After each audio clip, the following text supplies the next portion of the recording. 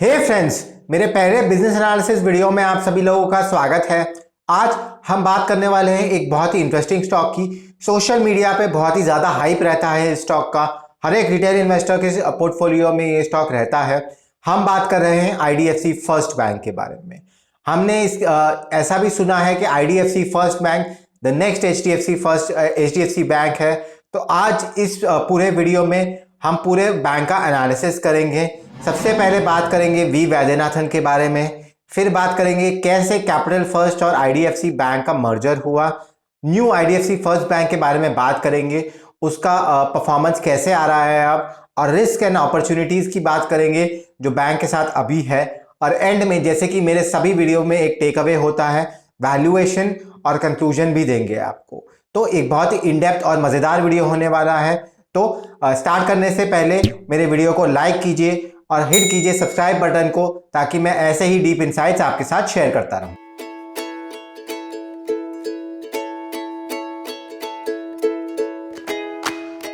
तो सबसे पहले बात करते हैं आईडीएफसी फर्स्ट बैंक के की पिलर की। क्या है की pillar first IDFC First Bank का? वी वैद्यनाथन। वी वैद्यनाथन एक बहुत ही बड़े टैलेंट है पूरे लेंडिंग सेक्टर के अंदर। वी वैद्यनाथन की थोड़ी हिस्ट्री के बारे में देखें तो आप देख सकते हैं उन्होंने 1990 में अपना करियर स्टार्ट किया था। प्रोजेक्ट फाइनेंसिंग में वो लीड करते थे आईसीआईसीआई बैंक को 90s और 2000s में। 1999 और 2002 में उन्होंने आईसीआईसीआई बैंक का पूरा रिटेल डिवीजन जो है उसको सेटअप किया। 2002 में वो हेड थे पूरे रिटेल डिवीजन के, और उन्होंने कई 1400 ब्रांचेस 800 सिटीज में उन सबको सेटअप किया। पूरे रिटेल डिवीजन के आर्किटेक्ट रहे थे वी वैद्यनाथन, जो एक वाइटल रोल प्ले करता है उनके आने वाले करियर के अंदर।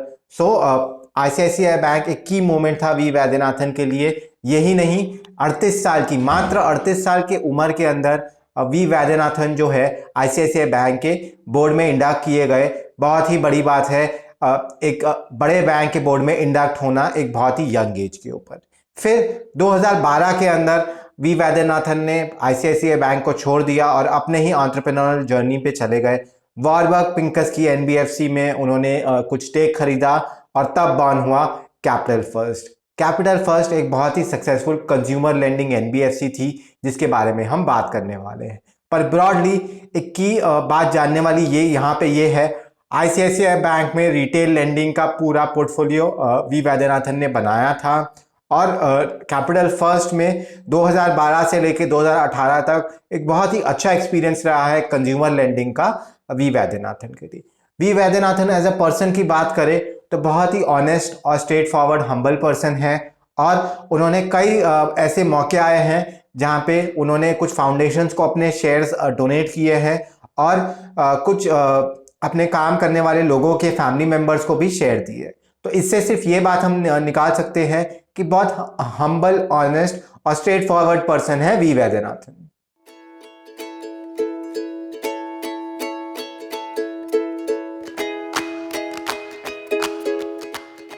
अब बात करते हैं वी वैद्यनाथन के सेकेंड वेंचर की। जैसे कि मैंने अभी कहा, 2012 में उन्होंने आईसीआईसीआई बैंक को छोड़ दिया था और अपनी एक कंपनी बनाई वॉरबर्ग पिंकस के साथ मिलके, जिसका नाम था capital first.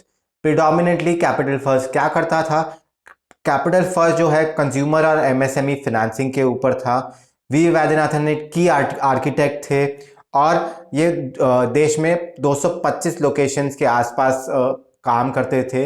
Exactly same as Bajaj Finance ये लोग काम करते थे। जैसे कि आप स्क्रीन पे देख सकते हैं, इनके की products consumer lending, vehicle financing और एमएसएमई लेंडिंग के अंदर था। इन लोगों का जो एयूएम था वो 90 करोड़ था 2010 में, और वी वैद्यनाथन की स्ट्रैटेजीज की वजह से 2018 आते आते कैपिटल फर्स्ट का जब आईडीएफसी बैंक के साथ मर्जर हुआ तो 25,000 करोड़ का एयूएम ये लोग मैनेज कर रहे थे। ये बहुत बड़ी अचीवमेंट नहीं है। इससे भी बड़ी अचीवमेंट ये थी कि 2010 से लेकर 2018-19 तक पूरे बैंकिंग सेक्टर के अंदर एक एनपीए का डर सा बैठ गया था। एनपीएस आते जा रहे थे बाहर। पीएसयू बैंक की बैलेंस शीट रिग थी एनपीएस से। जब सिस्टम के एनपीएस 5 से 5% ग्रॉस एनपीएस था। आईडीएफसी फर्स्ट बैंक के ग्रॉस एनपीएस जो थे वो 1% के आसपास थे। तो एक बहुत ही अच्छे लेंडिंग स्ट्रैटेजी के तहत वो लोग अपने एनपीएस को कंट्रोल कर पाए थे। और रिटेल, जब कोई भी रिटेल के ऊपर कॉन्सेंट्रेट नहीं कर रहा था, तो वी वैद्यनाथन ने जाकर अपना कंज्यूमर फाइनेंसिंग डिवीजन बनाया और बहुत ही अच्छे तरीके से अपने एनपीएस को कंट्रोल किया। तो यहाँ पे भी वी वैद्यनाथन को बहुत ही ज़्यादा अच्छा सक्सेस मिला। आईसीआईसीआई बैंक की तरह कैपिटल फर्स्ट भी एक बहुत ही सक्सेसफुल एंटरप्राइज था, जहाँ पे उन्होंने 90 करोड़ से 25,000 करोड़ का स्केल अप किया और NPS well with in control रहे।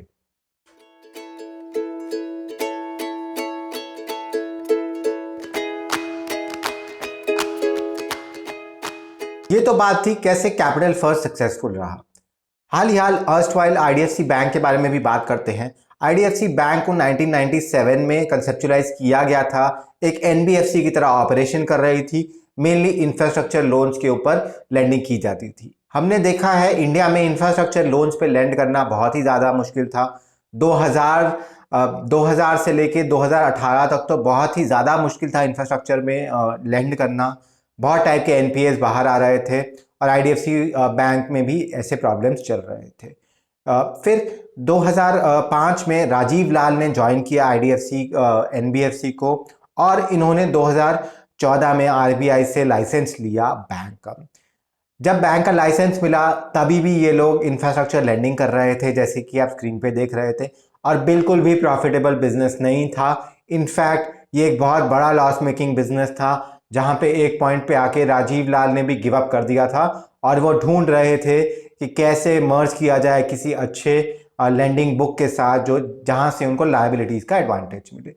तो आईडीएफसी बैंक बिल्कुल भी प्रॉफिटेबल नहीं था। उन्होंने पहले श्रीराम ट्रांसपोर्ट के साथ भी मर्जर करने की कोशिश की, जो फेल हो गया। फिर कैपिटल फर्स्ट के साथ उन्होंने एक कोशिश की कि वो मर्जर कर सके। तो कैपिटल फर्स्ट अच्छा एसेट, आईडीएफसी बैंक बिल्कुल भी अच्छा एसेट नहीं। दोनों का मर्जर हुआ 2018 में।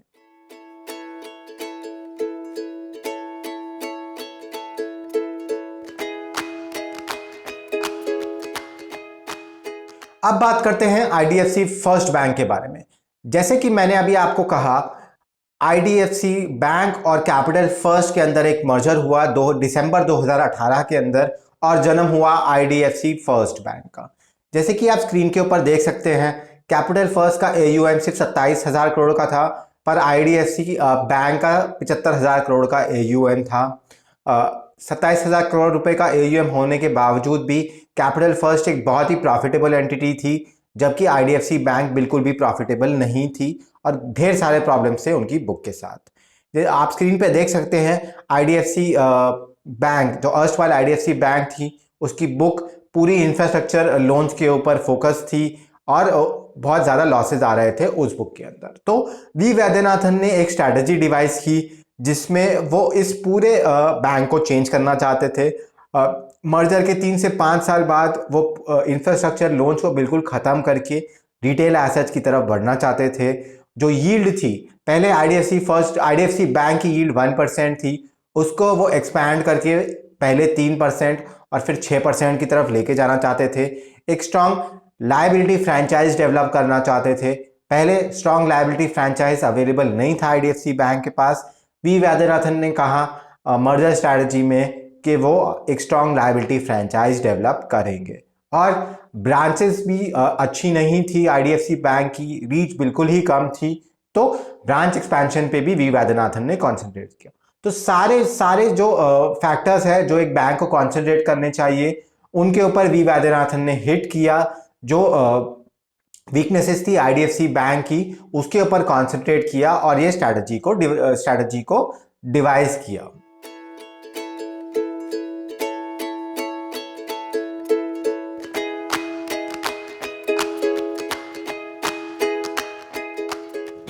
अब बात करते हैं आईडीएफसी फर्स्ट बैंक की। मर्जर की बहुत बात हो गई। अब न्यू आईडीएफसी फर्स्ट बैंक कैसे ऑपरेट कर रही है, क्या रिस्क है, क्या अपॉर्चुनिटीज है और आगे क्या होने वाला है, उसके बारे में बात करते हैं। तो जैसे कि आप स्क्रीन पे देख सकते हैं, वी वैद्यनाथन बहुत सक्सेसफुल हुए हैं अर्स्टवाइल इंफ्रास्ट्रक्चर बुक को रन डाउन करने में।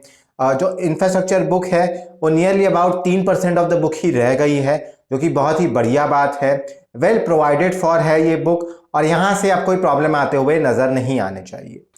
जो लेगेसी हाई कॉस्ट बुक थी, आईडीएफसी फर्स्ट बैंक जो है अब 6% के ऊपर अपने लोन्स को, अपने कॉस्ट ऑफ अपने डिपॉजिट्स को बोरो करती है, और कुछ हाई कॉस्ट डिपॉजिट से 8% के आसपास उसको भी अब धीरे धीरे रिप्लेस करने की कोशिश कर रही है आईडीएफसी फर्स्ट बैंक। यानी कि मोटा मोटी जो है पूरा जो अर्स्ट वाले आईडीएफसी बैंक का एक्सपोजर था वो खत्म हो गया है। अब बैंक एक क्लीन स्लेट के साथ काम कर रही है 2023 में। यहां से वी वैद्यनाथन का परफॉर्मेंस और भी क्रूशल हो जाता है बैंक के स्टॉक प्राइस के लिए।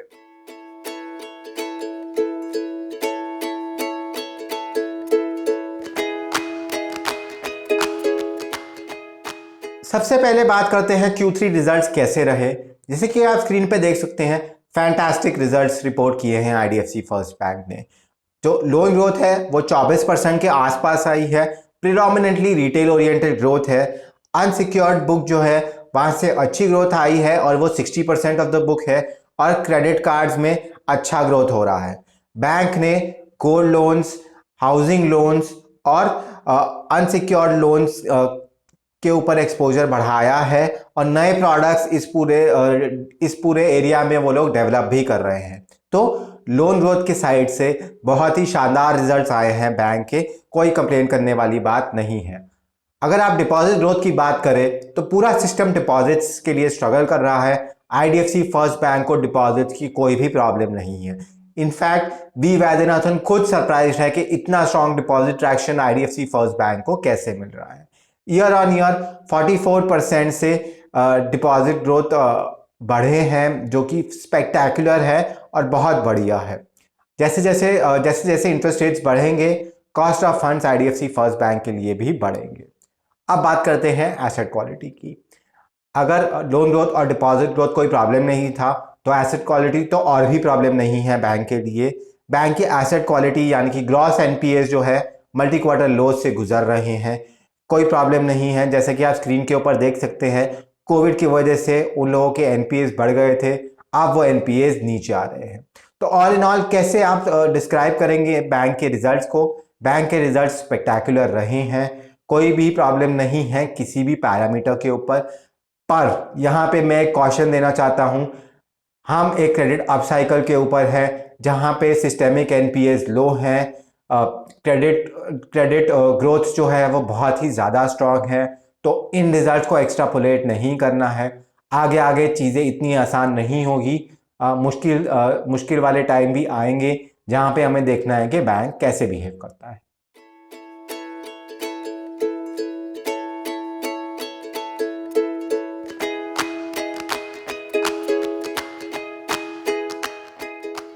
अब बात करते हैं हम कि आईडीएफसी फर्स्ट बैंक की कमेंट्री बहुत ही ज़्यादा स्ट्रॉन्ग है। बैंक ने गाइड किया है कि वो 20 से 25% की लोन ग्रोथ करेंगे। उनके जो ग्रॉस एनपीएस इंक्रीमेंटली आएंगे वो 2% से नीचे होंगे। उनके आरओईज जो है वो डबल डिजिट हिट कर जाएंगे Q4 से पहले। तो ये बहुत ही ज़्यादा स्ट्रॉन्ग कमेंट्री है, पर कोई शक नहीं है कि ये कमेंट्री आराम से अचीव कर सकती है बैंक। टाइमिंग में थोड़ा सा डिफरेंस हो सकता है, पर ये कमेंट्री अचीव कर लेगी बैंक, क्योंकि हम एक क्रेडिट अप साइकिल के अंदर हैं, और क्रेडिट अप साइकिल के अंदर छोटे बड़े लेंडर्स या एनबीएफसी सब लोग अच्छा करते हैं। तो ये स्ट्रॉन्ग कमेंट्री अच्छी बात है, पर इसको एक्स्ट्रापोलेट करने की ज़रूरत नहीं है। इसे थोड़ा सा पिंच ऑफ सॉल्ट पे लीजिए, क्योंकि क्रेडिट अप साइकिल है अभी।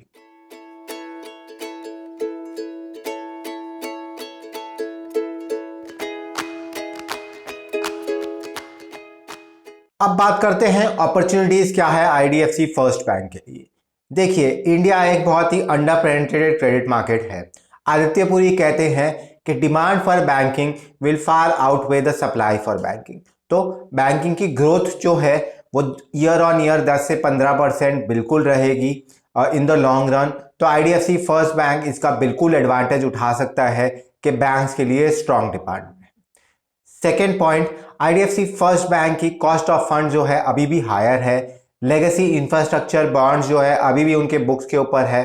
तो जैसे ही वो नीचे आने लगेगी, कॉस्ट ऑफ फंड्स भी नीचे आना शुरू होगी, जो कि एक की पॉजिटिव रहेगा आईडीएफसी फर्स्ट बैंक के लिए। Point number 3, cost to income जो है, अभी आईडीएफसी फर्स्ट बैंक का कॉस्ट टू इनकम बहुत ही हाई है। वो कॉस्ट टू इनकम उनको नीचे लाना होगा। जैसे जैसे स्केल आएगा और न्यू ब्रांचेस स्टेबिलाईज होना शुरू होगी, तो उनका कॉस्ट टू इनकम भी नीचे आना शुरू होगा। बड़े बड़े बैंक जो है वो 35 से 40% के कॉस्ट टू इनकम के रेशियो के ऊपर काम करते हैं। आईडीएफसी फर्स्ट बैंक इससे कहीं ज़्यादा बड़े कॉस्ट टू इनकम के ऊपर काम करते हैं। अगर कॉस्ट टू इनकम नीचे आता है बैंक का, तो धीरे धीरे ये प्रॉफिट एंड लॉस स्टेटमेंट में आना शुरू हो जाएगा और बैंक अपने आप ही और भी ज़्यादा प्रॉफिटेबल बनना शुरू हो जाएगी। तो ये एक की एरिया है इम्प्रूवमेंट का बैंक के लिए। पॉइंट नंबर 4, और भी बड़ा इंपॉर्टेंट पॉइंट है, बहुत सारे प्रोडक्ट्स आईडीएफसी फर्स्ट बैंक के पोर्टफोलियो में से मिसिंग थे। गोल्ड लोन्स या हाउसिंग लोन्स या एलएपी, अब बैंक ने उनको 2021 से इंट्रोड्यूस करना शुरू किया है, जिससे अनसिक्योर्ड और सिक्योर्ड बुक में बैलेंस रहेगा और बैंक कई सारी ग्रोथ अपॉर्चुनिटीज है उनको टैप करेगी। पॉइंट नंबर 5, जो कि बहुत सारे लोग मिस करते हैं, देखिए उदय कोटक जो है 2011 में उन्होंने लायबिलिटी फ्रेंचाइज बनाना स्टार्ट किया था और 2021 के एंड में ये जर्नी खत्म हुई और एक स्ट्रॉन्ग लायबिलिटी फ्रेंचाइज डेवलप किया। आईडीएफसी फर्स्ट बैंक की स्ट्रैटेजी ये है कि वो हायर इंटरेस्ट रेट दे के डिपॉजिट्स को लेना चाहते हैं। तो ये अच्छी स्ट्रैटेजी है, पर in the long run IDFC First bank को अच्छा लायबिलिटी फ्रेंचाइज में इन्वेस्ट करना पड़ेगा। उन लोगों का स्ट्रॉन्ग ब्रांड बनाना पड़ेगा, ताकि अगर वो लोअर कॉस्ट ऑफ फंड्स पे भी, लोअर कॉस्ट ऑफ डिपॉजिट्स पे भी डिपॉजिट ऑफर करे, तो लोग उनके बैंक को ट्रस्ट करें। इसके लिए टाइम लगेगा, इन्वेस्टमेंट लगेगी और बहुत सारा मैन पावर भी लगेगा, पर ये एक बहुत ही अच्छी अपॉर्चुनिटी है इस टाइम पे अच्छा डिपॉजिट फ्रेंचाइज बनाने का। तो ये ब्रॉडली 5 पैरामीटर्स मैंने बताए हैं जो कि अपॉर्चुनिटीज़ हैं। मैंने अपॉर्चुनिटीज़ के ऊपर ज़्यादा कॉन्सेंट्रेट नहीं किया है, क्योंकि ये अपॉर्चुनिटीज़ सबको पता है। ज़्यादा कॉन्सेंट्रेट करने वाली बात है रिस्क।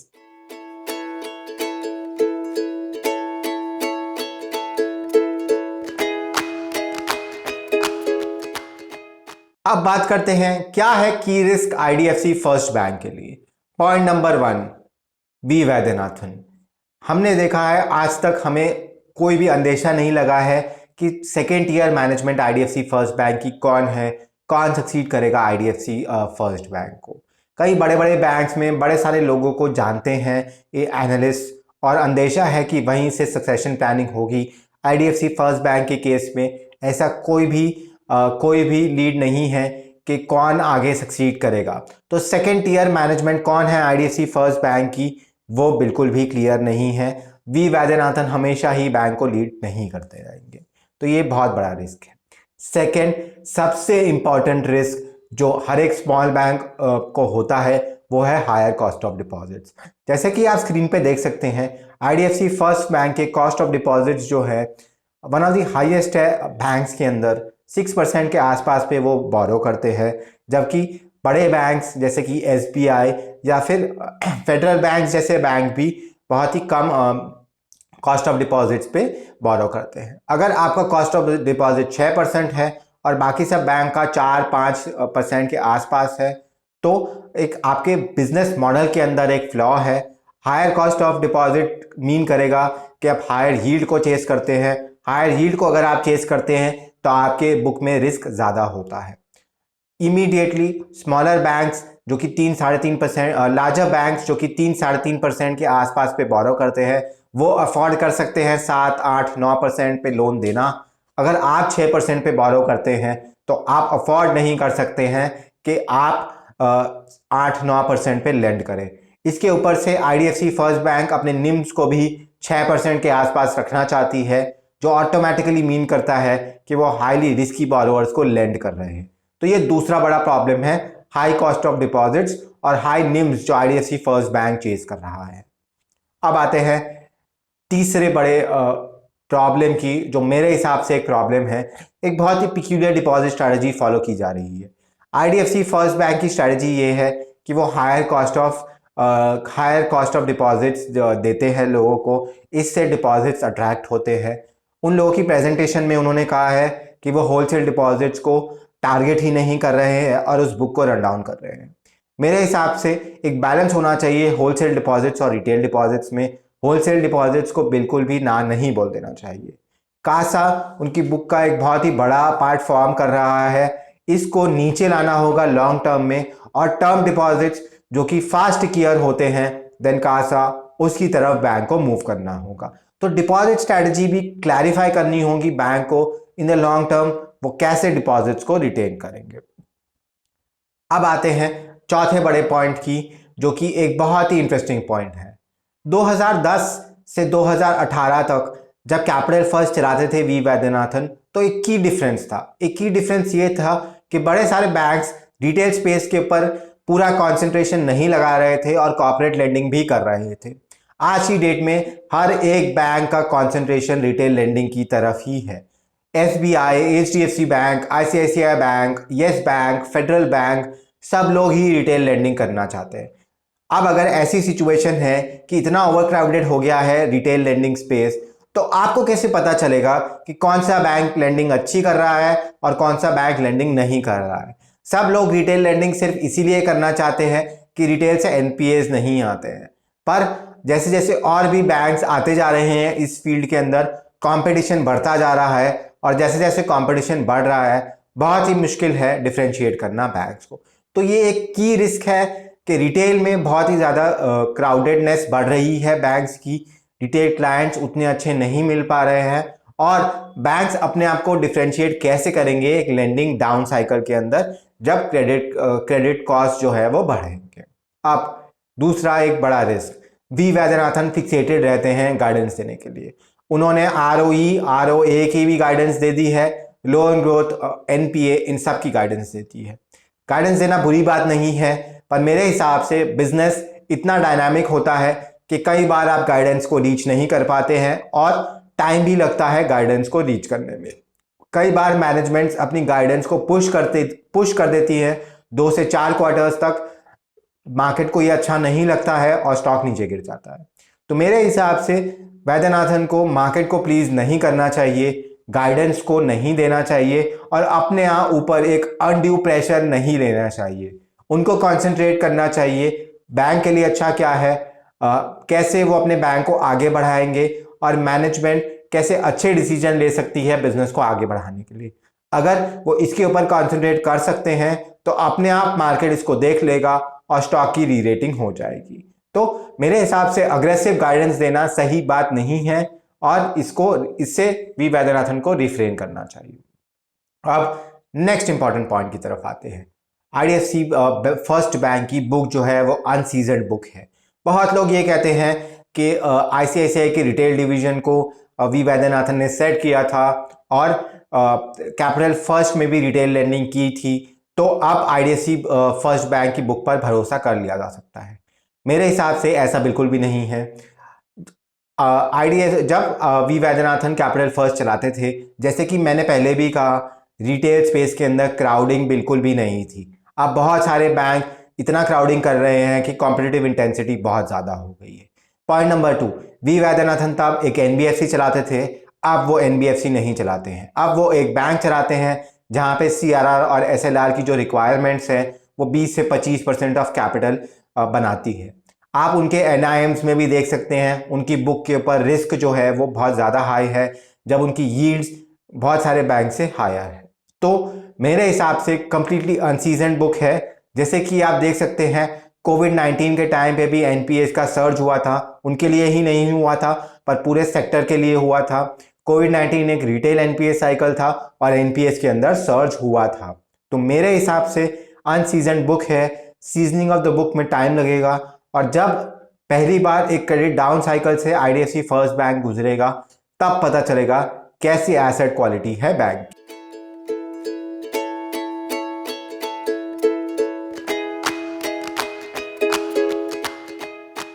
अब बात करते हैं लास्ट पॉइंट की। लास्ट पॉइंट है सोशल मीडिया हाइप। हर एक बंदा आईडीएफसी फर्स्ट बैंक में इन्वेस्टेड है। हर एक रिटेल इन्वेस्टर जिसके पोर्टफोलियो को मैं एनालाइज करता हूं उसके पास आईडीएफसी फर्स्ट बैंक है। मैं उनसे पूछता हूं कि उन्होंने क्या देखा बैंक के अंदर, तो वो कहते हैं वी वैद्यनाथन। अगर मैं उनसे पूछता हूँ आगे की स्ट्रैटेजी क्या होगी तो वो कहते हैं V Vaidyanathan.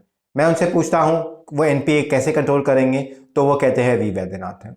Of course V Vaidyanathan बहुत ही फैंटास्टिक लीडर है, पर आगे की स्ट्रैटेजी क्या होनी चाहिए, कैसे एनपीएस को कंट्रोल करेंगे, ये सब एनालिसिस का एक हिस्सा है और एनालिसिस करना चाहिए बिफोर आप किसी भी सोशल मीडिया पर हाइप स्टॉक्स में जाते हैं। तो ये सोशल मीडिया का हाइप अच्छा नहीं है।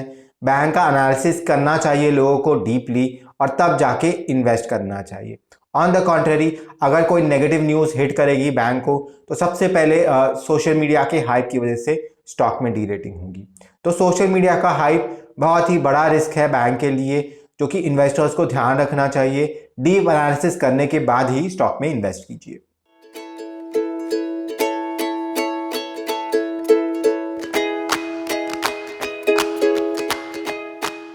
अब बात करते हैं एक और इंपॉर्टेंट पॉइंट की, वैल्यूएशन। क्या वैल्यूएशन पे आईडीएफसी फर्स्ट बैंक ट्रेड करता है? 1.5 टाइम्स प्राइस टू बुक। अगर आप पीयर बैंक्स को देखेंगे तो पीयर बैंक्स भी इसी वैल्यूएशन के आसपास ट्रेड करते हैं।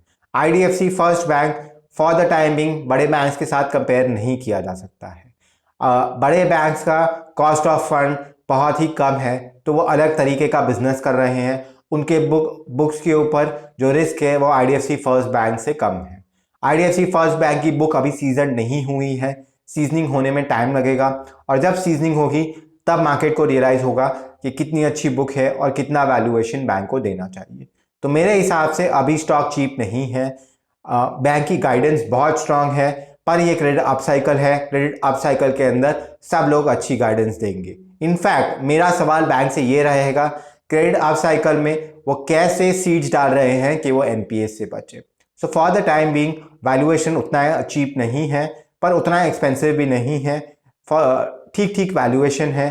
बड़े बैंक्स के साथ इन वैल्यूएशंस को कंपेयर नहीं किया जा सकता है, क्योंकि बड़े बैंक के मॉडल में मोट है और आईडीएफसी फर्स्ट बैंक के मॉडल में अभी कोई मोट नहीं है।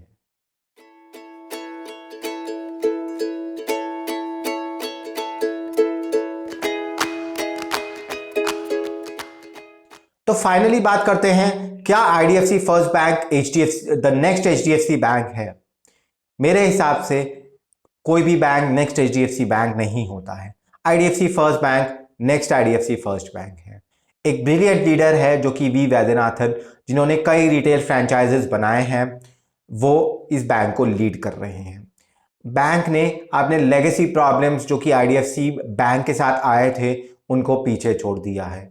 अब बैंक की लोन ग्रोथ बहुत ही अच्छी हो रही है, डिपॉजिट ग्रोथ भी अच्छी हो रही है और NPS well with in control है। अब बैंक को इन्वेस्ट करना होगा अपने क्वालिटी फ्रेंचाइज को डेवलप करने के लिए, जैसे कि कोटक ने किया है। अब कोटक से डरते नहीं हैं लोग। अभी भी आईडीएफसी फर्स्ट बैंक को एक छोटा बैंक माना जाता है और वो ब्रांड डेवलपमेंट नहीं हुआ है।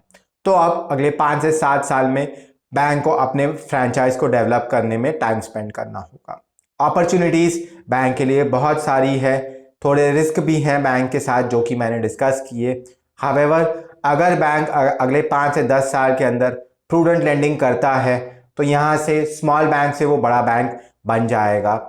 अगर एनपीएस में फंस जाएगा तो प्रॉब्लम होगी। मेरे हिसाब से बहुत सारे लोग इमोशनल हो जाते हैं आईडीएफसी फर्स्ट बैंक के स्टॉक में इन्वेस्ट करते टाइम। इमोशनल बिल्कुल मत होइए। कंपनी के बिजनेस परफॉर्मेंस को ट्रैक करते रहिए। अभी बिजनेस परफॉर्मेंस स्ट्रांग है क्योंकि क्रेडिट अप साइकिल है।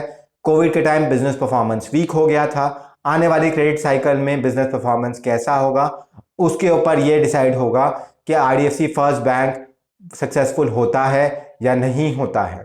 तो ट्रैक कीजिए स्टॉक को और इमोशनल बिल्कुल मत होइए। इस वीडियो में इतना ही।